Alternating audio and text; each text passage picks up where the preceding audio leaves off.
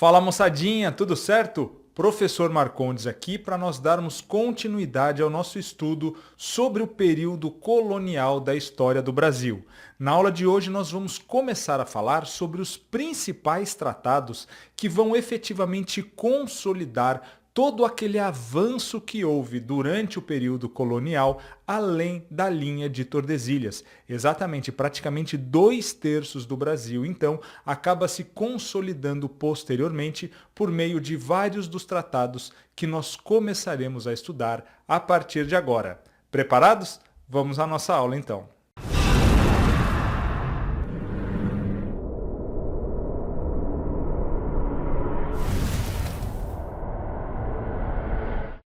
Moçada, olha só, o importante é nós sabermos, é claro, que nós não veremos todos os tratados aqui, nem veremos, na verdade, todos os tratados do período colonial, mas nós vamos, em primeiro lugar, nos ater aos tratados que ocorreram durante o período colonial. Houve outros, eu vou comentar rapidamente, e é claro que ao longo do nosso curso nós veremos esses tratados, tá certo? Mas olha só, então, na nossa aula de hoje nós começaremos a ver esses tratados que estão listados aqui para você, tá bom? Nós falaremos hoje sobre o Tratado de Lisboa de 1681, sobre os dois tratados de Utrecht, tá? O de 1713 e também o de 1715. Isso é o que nós veremos na aula de hoje. Na próxima aula nós começaremos a entrar naqueles que são os tratados mais importantes, principalmente esse aqui, olha só, o Tratado de Madrid de 1750, mas então esses outros tratados nós falaremos na próxima aula, tranquilos? Vamos tentar entender então o que foram esses tratados, em que contexto eles vão ocorrer. Como eu disse para vocês, galera, a primeira coisa que nós temos que entender é, durante o período colonial, Portugal nem Espanha, na verdade, ambos desrespeitaram o Tratado de Tordesilhas, a linha de Tordesilhas, que grosso modo passaria ao norte na ilha de Marajó e ao sul na cidade de Laguna, em Santa Catarina. Tudo que estivesse a oeste dessa linha seria da Espanha, ou seja, se nós pensarmos em Mato Grosso, Rio Grande do Sul, Amazônia, Goiás, tudo isso seria território espanhol, tá joia, galera? Bom, como é então que esse território virou território brasileiro, né? Inicialmente português e posteriormente, após a independência, então, fez parte do nosso país. Vamos começar a entender agora. Como eu disse para vocês, os principais motivos que levaram a essa interiorização da colonização portuguesa na América foram, em primeiro lugar, mais importante, a ação dos bandeirantes, né? Tanto nas bandeiras de apresamento e caça ao índio, nas bandeiras de prospecção, tentando encontrar ouro, e também no bandeirantismo de contrato. Além disso, nós tivemos também os jesuítas, que vão tentar catequizar inclusive aqueles índios que estavam mais no interior do país, e tivemos também a ação dos pecuaristas, ou seja, a criação de gado, então, que foi se interiorizando e expandindo a colonização portuguesa aqui na América, tá certo? Dando posteriormente, é claro, origem ao nosso Brasil. Então vamos começar a entender aqui, pessoal, o primeiro desses tratados, que é o Tratado de Lisboa, vai ser assinado entre Portugal e Espanha em 1681. Para nós entendermos esse tratado, nós temos que conhecer uma partezinha ali muito desconhecida da nossa história, mas que foi fundamental, que é justamente a fundação da colônia de Sacramento. Então, se vocês olharem aqui no mapa, olha só, nós temos a colônia do Santíssimo Sacramento, que está ali, né, na margem esquerda do Rio da Prata, em frente a Buenos Aires. Atualmente, a colônia do Sacramento fica em território uruguaio, tá bom? E nós já veremos qual era o objetivo aqui dos portugueses de se estabelecerem ali. Então percebam, nós estamos falando de um local bastante fora daquele território delimitado pelo Tratado de Tordesilhas, pelo meridiano de Tordesilhas. Veja, olha só onde é que está a Laguna, bem distante aqui, né? Já seria o limite sul do território português na América. E por que então, pessoal, que os portugueses, né, vão estabelecer a colônia do Sacramento ali? Porque os espanhóis haviam encontrado prata na Bolívia, em Potosí, e o escoamento dessa prata, né, para levar essa prata toda para a Europa, se dava ali pelo Rio da Prata. Então os portugueses eles queriam o quê? Eles queriam controlar uma margem desse rio, né, assim controlando também a navegação para poder participar desse importantíssimo comércio de metais preciosos, já que os portugueses ainda não tinham descoberto o ouro no Brasil, tá bom? Então esse primeiro tratado, pessoal, assinado na cidade de Lisboa em 1681, ele tratou o quê? Da devolução da colônia do Sacramento, que havia sido ocupada pelos espanhóis no ano da sua fundação, em 1680. Então vamos entender isso. Olha, os portugueses em 1680 se estabelecem, né, criam ali uma colônia, a colônia do Sacramento. No mesmo ano, ainda em 1680, os espanhóis, claro, que não queriam que os portugueses controlassem uma das margens do Prata, pela importância desse rio e da bacia do Prata toda para o escoamento, principalmente dos metais preciosos que haviam sido encontrados, eles invadem a colônia de Sacramento, né, os espanhóis, e aí tomam conta ali daquela cidade, né, daquela cidadela. O que vai acontecer em 1681, então, é um tratado no qual a Espanha reconhece que aquela colônia ela pertencia a Portugal e devolve a colônia a Portugal. Na verdade, a devolução efetiva vai ocorrer apenas em 1683. Os portugueses, olha só, eles constroem essa colônia, como eu disse para vocês, com o objetivo de povoar as áreas entre Laguna e o Rio da Prata. Então, essa área entre Laguna e o Rio da Prata, onde hoje nós temos o atual Rio Grande do Sul e também o Uruguai, era uma área muito boa para as pastagens, né, do gado, uma área muito plana, onde nós temos ali as estepes ou pradarias. O que significa, então, que além do controle do gado, nós ainda tínhamos a questão do contrabando dos metais preciosos, tá bom? Então, olha lá. Além de impedir que os espanhóis ocupassem essa região, que era, né, que tinha muito gado, que era rica em gado, os portugueses queriam contrabandear a prata que vinha da Bolívia, como eu falei para vocês. Então tinha ali um sentido estratégico. E os portugueses ainda pensaram mais. Se nós ocuparmos essa região tão distante do limite sul de Tordesilhas, isso significa que muito provavelmente nós conseguiremos aos poucos ir tomando conta desse território, não é? Impedindo que os espanhóis ali se estabeleçam, posteriormente consolidando a ocupação desse território como então pertencente a Portugal, tá certo, galera? Olha lá, ainda falando sobre esse tratado. Para controlar a região e impedir o contrabando português, os espanhóis invadem e dominam a colônia do Sacramento no ano da sua fundação, como eu disse para vocês, ainda em 1680. Em 1681 é assinado um acordo. O apoio da Inglaterra foi decisivo para Portugal conseguir essa vitória diplomática. E aqui, pessoal, olha só, eu já vou dar uma dica fundamental para vocês.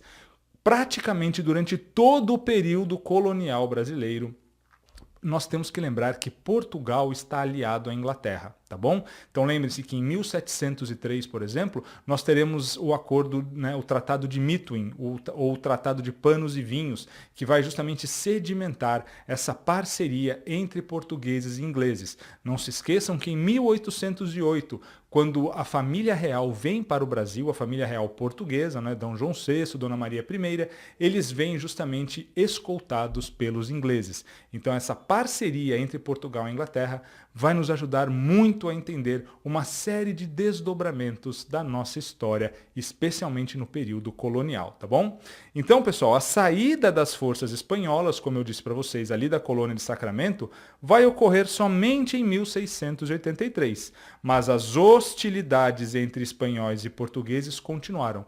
Galera, na verdade, a colônia de Sacramento sempre será disputada entre portugueses e espanhóis. Os portugueses queriam muito se estabelecer ali e os espanhóis queriam muito que os portugueses não se estabelecessem ali. Então, ao longo da nossa história, nós teremos uma série de reviravoltas aqui. A colônia vai para a Espanha, volta para Portugal, até que finalmente, né, nós sabemos, será constituído o estado do Uruguai, separando, né, distanciando brasileiros e nesse caso, posteriormente os argentinos, mas nesse momento ainda portugueses e espanhóis. Tranquilos? Então tá aqui, esse é o Tratado de Lisboa, então devolve a colônia de Sacramento a Portugal um ano depois dela ter sido fundada, tá certo, galera? Bom, vamos para o próximo tratado que nós precisamos conhecer. Na verdade, é uma série de tratados, né? Porque nós estamos falando aqui de um contexto de guerra, da Guerra de Sucessão Espanhola.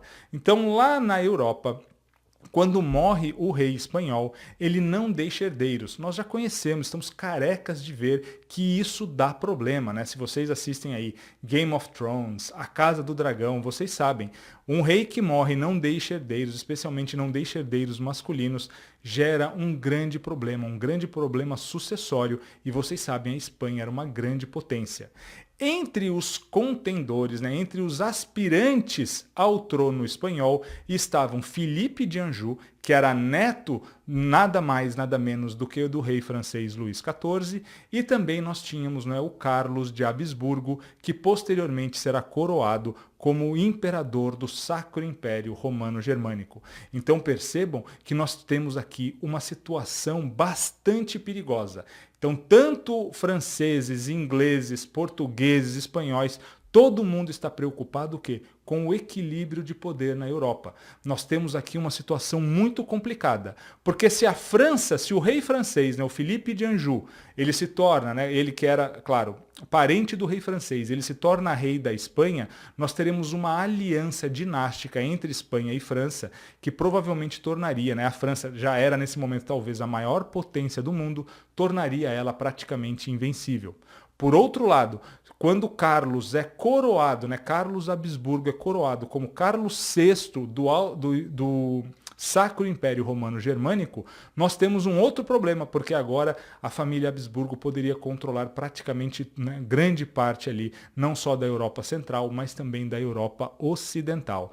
E é claro que os ingleses vão ficar muito preocupados com isso, conseguirão então, após diversos conflitos, conseguirão, os europeus ali, as potências, vão organizar um acordo de paz, né? Esse acordo de paz, que serão vários tratados entre todas as potências envolvidas, são justamente então aqui os tratados de Utrecht. Para nós aqui, né, brasileiros, 2 tratados são importantes, tá? O primeiro deles é um tratado que foi assinado entre Portugal e a França em 1713. Então imagine, nós temos um congresso de paz e ao longo aí de 2 anos, de 1713 até 1715, as potências estão justamente negociando suas posições, né? Tanto na Europa quanto também nos seus impérios coloniais. Em 1713, então, Portugal e França vão assinar esse primeiro acordo, né, nesse contexto da Paz de Utrecht, que vai dizer o quê? Né? Então, como eu disse para vocês, né, os tratados de Utrecht são justamente uma série de acordos que puseram fim à guerra pela sucessão ao trono espanhol. É um conflito de interesses entre as potências europeias, né, galera? Foi reconhecida, então, né, por meio desse tratado, a soberania de Portugal sobre as terras da América Portuguesa, ou seja, estamos reconhecendo que a América é sim de Portugal, pelo menos uma parte, né, onde estavam ali a colônia chamada Brasil, sim pertence a Portugal. E depois, né, podemos dizer que nesse contexto aqui, Portugal e Espanha, né, vai se estabelecer o quê? O rio Oiapoque como limite entre a Guiana Francesa e o Brasil. Lembrem-se, os franceses tentaram por 2 vezes estabelecer uma colônia aqui na América Portuguesa. Aqui os tratados de Utrecht, eles vão justamente dizer o que? Olha, nós reconhecemos que a América Portuguesa, ela existe, ela é sim, pertence aos portugueses. Nós não vamos mais invadir o Brasil, mas nós precisamos definir, agora que nós também temos uma colônia na América do Sul, a Guiana Francesa, né, diriam os franceses, agora nós precisamos definir os limites entre as nossas possessões na América. E é justamente então aqui que fica decidido que o rio Oiapoque, né, é sim então a divisão, a linha divisória entre a colônia portuguesa e a colônia francesa. Então tá aqui, olha só, a Guiana Francesa, né, nós temos aqui o rio Oiapoque, ele fica então ali como divisor, né, linha divisória entre a Guiana Francesa e a América Portuguesa o nosso querido Brasil. Tranquilos, galera? Esse foi o primeiro Tratado de Utrecht, claro. Na verdade, todos esses tratados eles ocorrem naquele mesmo contexto, né, da Paz de Utrecht. Né? Utrecht nada mais é do que uma cidade na Holanda, e então nós teremos uma série de tratados. Para nós, o segundo tratado mais importante será o de 1715, estabelecido, assinado agora entre Portugal e Espanha. O que é que esse tratado então vai dizer? Ele também é chamado, né, como eu disse para vocês, de Segundo Tratado de Utrecht, né? E a Espanha vai reconhecer novamente a colônia de Sacramento como pertencente a Portugal. Sim, os espanhóis haviam invadido novamente a colônia de Sacramento e agora novamente eles vão reconhecer ali como uma colônia portuguesa, tá certo? Mas Portugal ficou obrigada a não permitir que uma outra nação europeia se estabelecesse ou comercializasse na colônia. Tudo bem, diriam os espanhóis, vocês podem ficar, essa colônia pertence a vocês, mas vocês não podem deixar outras potências europeias se estabelecerem aqui nesse território. Né? Assim, os espanhóis tinham que lidar apenas com os portugueses. Os espanhóis, então, justamente temendo esse controle português, né, de uma das margens do Rio da Prata, vão fundar a colônia de Montevidéu alguns anos depois. Né? O tratado é de 1715. Em 1726, os espanhóis vão fundar Montevidéu, né? Um pouquinho mais a leste, mas também ali na entrada da bacia do Rio da Prata, tá certo, galera? Então vocês veem, como eu disse para vocês, é uma região que vai ser intensamente disputada, claro que a disputa não acaba aqui, entre portugueses e espanhóis. Galera, então tá aqui, olha só, o Tratado de Utrecht, ele tem duas partes importantes para nós, né? O primeiro deles, em 1713, vai estabelecer aqui, olha só, uma nossa fronteira ao norte com a França, com a colônia francesa, a Guiana Francesa. E ao sul vai justamente o que? Devolver para Portugal a colônia do Sacramento. Tranquilos? Pessoal, com isso então, nós falamos já sobre alguns tratados, falamos sobre 3 tratados já hoje, né, o Tratado de Lisboa, de 1681, e os 2 tratados de Utrecht, tá bom? O de 1713, entre Portugal e França, e o de 1715, entre Portugal e Espanha. Na próxima aula, agora sim, nós falaremos sobre o principal tratado, aquele que vai efetivamente substituir o Tratado de Tordesilhas, que é o Tratado de Madrid. Aguardo todos vocês lá. Um forte abraço.